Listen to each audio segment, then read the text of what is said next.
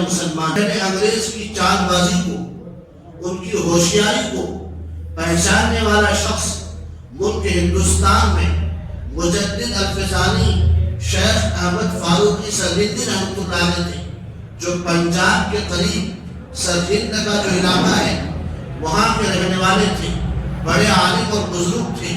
انہوں نے شروعاتی زمانے میں جب کوئی انگریز کے بارے میں سوچ نہیں سکتا تھا کہ یہ ملک پر قبضہ کرنا چاہتا ہے، اس زمانے ہی میں حضرت نے لوگوں کو، اپنے متبعین کو، اپنے لوگوں کو بتا دیا تھا کہ انگریز بظاہر ایسٹ انڈیا کمپنی کے نام پر اپنی تجارت میں مشغول ہے، لگا ہوا ہے، لیکن حقیقت یہ ہے کہ اس ملک پر قبضہ کرنا چاہتا ہے۔ لیکن اس زمانے میں اس کی فکر کسی کو نہیں تھی، اور انگریز کا تسلط بڑھا بھی نہیں تھا کوئی خاص، وہ صرف تجارت کے معاملہ میں، تجارت اور کاروبار میں لگے ہوئے تھے۔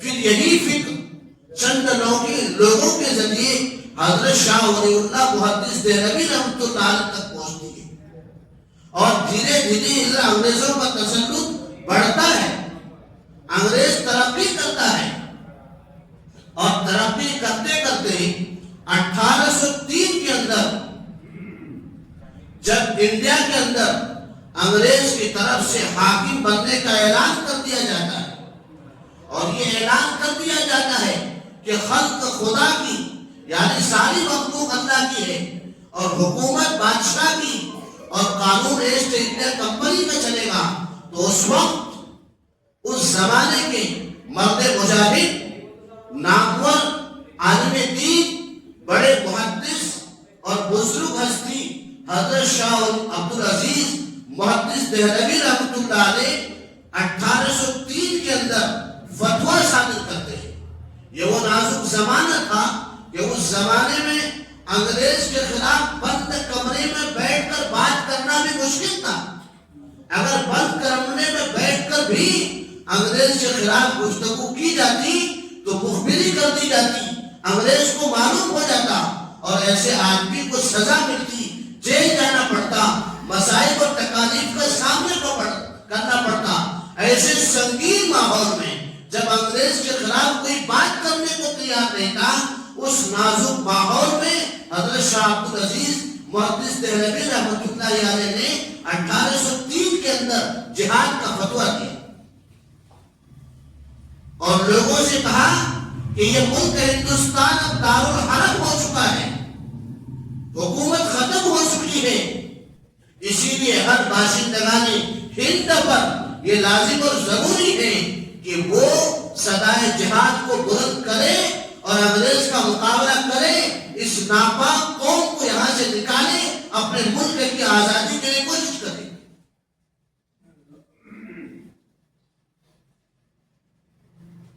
چنانچہ یہ جو فتویٰ 1803 میں چلا، اس کے بعد پھر اندروں اندر محنت ہوتی رہی، اور حضرت کے ہی تیار کردہ اور تربیت یافتہ حضرت مولانا شاہ اسماعیل شہید رحمۃ اللہ علیہ اور سید احمد شہید رحمۃ اللہ علیہ پورے ملک میں قریہ قریہ، گاؤں گاؤں جا کر، بستی بستی جا کر لوگوں کو سمجھاتے، مسلمانوں کو بھی سمجھاتے، غیر مسلموں کو بھی سمجھاتے کہ انگریز ہمارے ملک پر قبضہ کر لیا ہے، اور ہمارے ملک کو مکمل اپنے کنٹرول میں کرنا چاہتا ہے، اس کو برباد کرنا چاہتا ہے، اور ہم سب لوگوں کو غلام بنانا چاہتا ہے، اسی لیے انگریز کے مقابلے میں ہم کو کھڑا ہونا ہے۔ گاؤں گاؤں گئے یہ لوگ، اور اس میں بھی قیادت کرنے والے وہی علماء شاہ اسماعیل شہید رحمۃ اللہ علیہ اور سید احمد شہید رحمۃ اللہ علیہ۔ پھر ان لوگوں نے 1831 کے اندر بالا کوٹ کے پاس، جو پنجاب کا علاقہ اس وقت انڈیا کا حصہ نہیں ہے، وہاں انگریزوں سے مقابلہ کیا، اور کئی دن تک مقابلہ چلا، اور تھوڑے سے علاقے میں حکومت بھی بنی، لیکن پھر اپنے ہی کچھ لوگوں کی غداری کی وجہ سے شاہ اسماعیل شہید رحمت اللہ علیہ بالا کوٹ کی پہاڑی پر تہجد کے وقت میں نماز کی حالت میں ان پر حملہ کیا گیا اور حضرت شہید ہو گئے.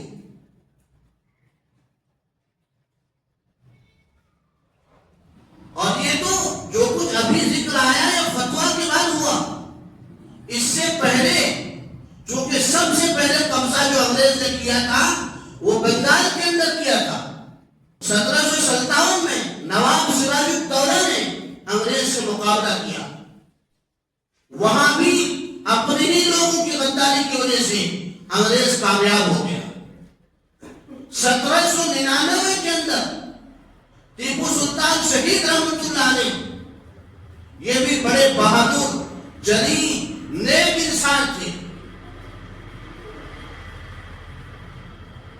انہوں نے جب مسجد کی تعمیر کی اور اس کی افتتاح کے لیے مجمع جمع کیا, اعلان کیا کہ پہلی نماز کی امامت وہ عالم دین یا حافظ قرآن کرائے جو صاحب ترتیب ہو.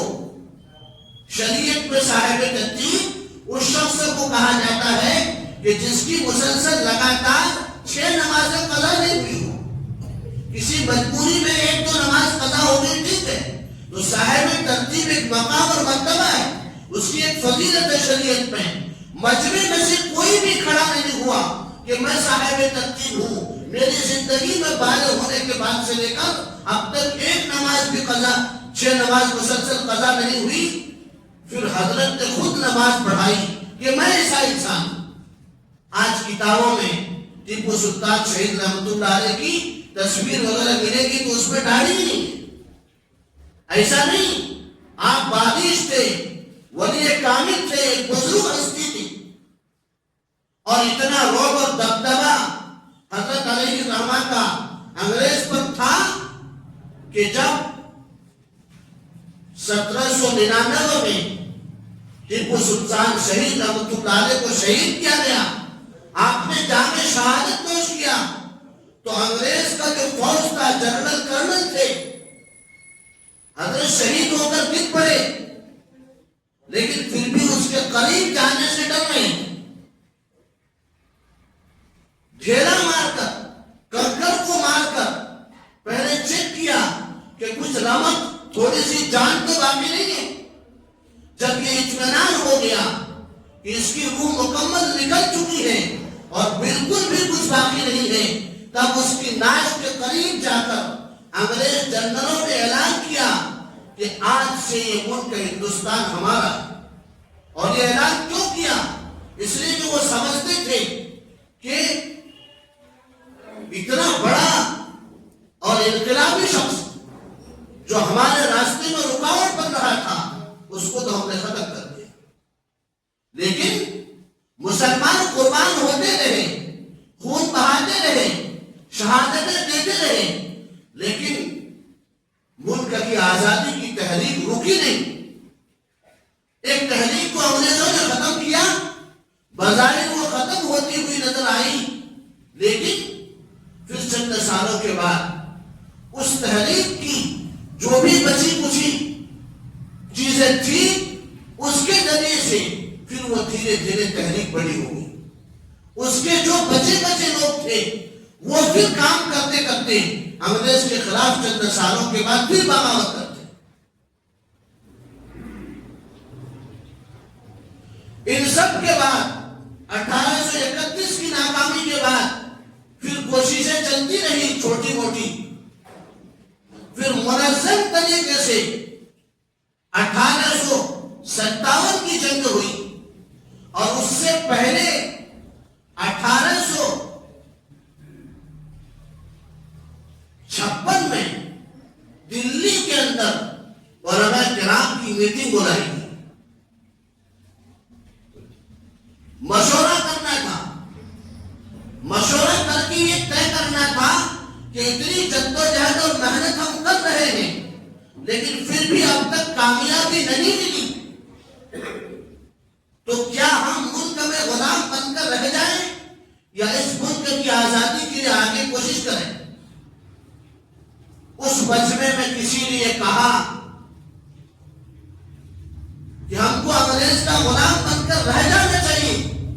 غلامی کو قبول کر لینا چاہیے، اسی لیے کہ ہماری تعداد کم ہے۔ اس پر حضرت مولانا قاسم نانوتوی رحمۃ اللہ علیہ نے فرمایا کہ کیا ہماری تعداد غازیان بدر سے کم ہے؟ یعنی ہمارے نبی صلی اللہ علیہ وسلم جب اسلام کی سربلندی کے لیے اپنے ساتھیوں کو لے کر نکلے تو ان کی تعداد 313 تھی، وہ لوگ کامیاب ہوئے، اور مکہ کے اندر جہاں مسلمانوں کو ستایا جا رہا تھا وہاں فتح کا جھنڈا گاڑ دیا، مکہ فتح ہو گیا۔ ایک وقت میں بدر میں یہ لوگ زبردست طریقے سے 313 لوگ کامیاب ہوئے، تو ہماری تعداد تو ان لوگوں سے زیادہ ہے، 313 سے زیادہ ہے، تو ہم کیوں کر انگریز کی غلامی کو قبول کریں؟ ہرگز ہم ایسا نہیں کریں گے۔ حضرت کا یہ جملہ سننا تھا کہ پھر جو بیداری کی چنگاری مدھم ہوئی تھی، جو تھوڑی بجھی سی معلوم ہو رہی تھی، وہ پھر جو ہے شعلہ جوالہ بن کر بھڑک لے گئی، اور پھر پورے ملک میں کوشش ہوئی، محنت ہوئی کہ 1857 میں انگریز کے خلاف ہندو مسلم سب مل کر مقابلہ کے لیے میدان میں آنا ہے، اور اس 1857 کی جنگ آزادی میں بھی جو قائدین تھے وہ علماء تھے۔ مولانا رشید احمد گنگوہی، حافظ ضامن شہید رحمۃ اللہ علیہ، ان حضرات کی قیادت میں انگریزوں سے مقابلہ ہوگا۔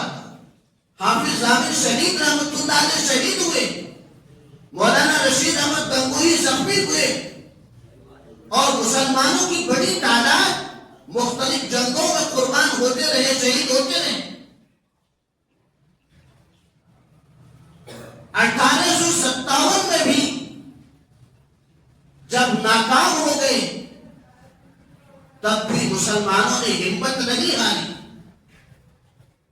یہاں ایک وضاحت کو یاد رکھنا ضروری ہے کہ عام طور سے یہ سمجھا جاتا ہے کہ اس ملک کی آزادی کے لیے جو لڑائی، جو مقابلہ انگریزوں سے ہوا، اس کی شروعات 1857 سے ہوئی، لیکن یہ غلط ہے۔ 1857 سے پہلے، بلکہ اس سے پہلے ملک ہندوستان کی آزادی کے لیے کوشش کا سلسلہ مسلمانوں نے، بالخصوص مسلم علماء نے شروع کر دیا تھا۔ لیکن آج مسلمان، خاص طور سے اسکول کالج میں پڑھنے والے جو طلبہ ہیں، وہ سمجھتے ہیں کہ 1857 جو ہے یہ ہندوستان کی سب سے پہلی جنگ ہے۔ ایسا ہرگز نہیں ہے۔ حقیقی تاریخ کو چھپایا اور دبایا جا رہا ہے، اور یہ کیوں کیا جا رہا ہے؟ تاکہ مسلمانوں کا ایک اچھا نام ہو، اور ہم اپنی تاریخ کو نہ جاننے اور نہ پڑھنے کی وجہ سے اس دھوکے میں پڑ جاتے ہیں کہ ہاں یہ بات صحیح ہے کہ 1857 میں جو جنگ ہوئی ہے وہ پہلی جنگ ہے۔ حقیقت ایسا نہیں ہے۔ اس سے پہلے تقریباً 100 سال تک مسلمان قربانیاں دیتے رہے۔